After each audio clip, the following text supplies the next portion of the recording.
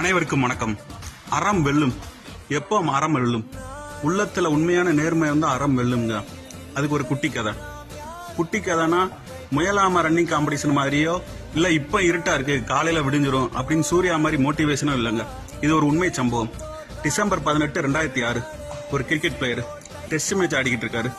Team விக்கெட்டான சூழல்ல இருக்கு. அன்னைக்கு மேட்சுக்கு அன்னைக்கு பொழுதுக்கு அவர் 40 ரன் அடிச்சு கொடுத்து வீட்டுக்கு வராரு. அவங்க அப்பா தவறிட்டாங்கன்னு தகவல் வருது.